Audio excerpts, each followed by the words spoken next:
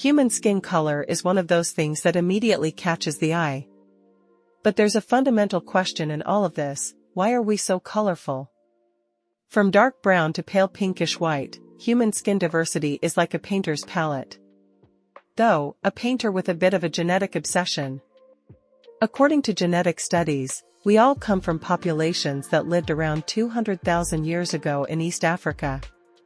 There, the sunlight was no joke. UV rays were blasting like Star Wars lasers. And this ultraviolet radiation, if it hits the skin without protection, not only causes sunburn but also breaks down folate, the famous vitamin B9 that the body needs for reproduction and fetal development.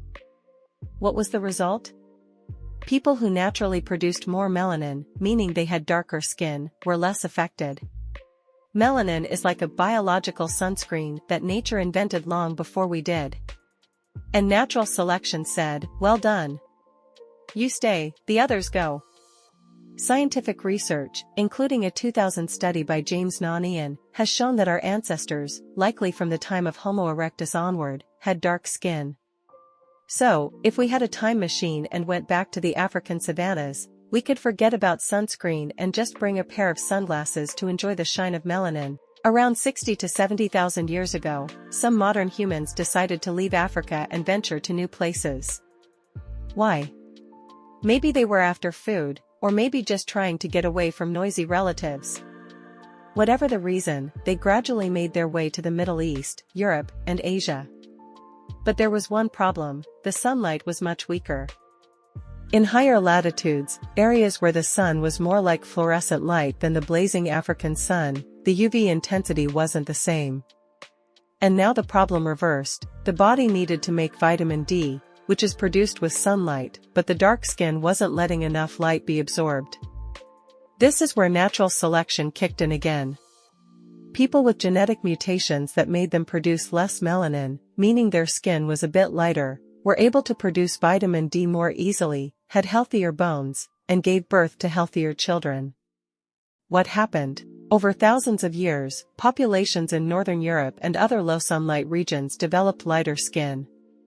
Ancient genome studies, like a 2015 research paper in Nature, show that genes related to lighter skin gradually spread across Europe as recently as 5 to 10,000 years ago. So, if you think Paleolithic Europeans looked like modern Scandinavians, it's time to rethink that. They might have had darker skin, blue eyes, or even dark hair, a strange combination that we rarely see today. Well, over time, humans made it to every corner of the planet. Some went to East Asia, others to South Asia, and some even crossed Southeast Asia and ended up in Australia. Now, this is where the story gets a bit more complicated. For example, indigenous Australians, or people from Melanesia, South Pacific, have dark skin, but genetically, they're very different from Africans. Why? Convergent evolution. What does that mean? It means these groups, although they came from Africa, lived in sunny environments and followed the same path: more melanin, darker skin. Interestingly, some of the genes that cause skin darkening in these regions are different from those in Africa. For instance, a study in Science showed that the gene MFSD12 in Africans affects dark skin, but this gene has less of an impact on indigenous Australians. So, different paths, same result.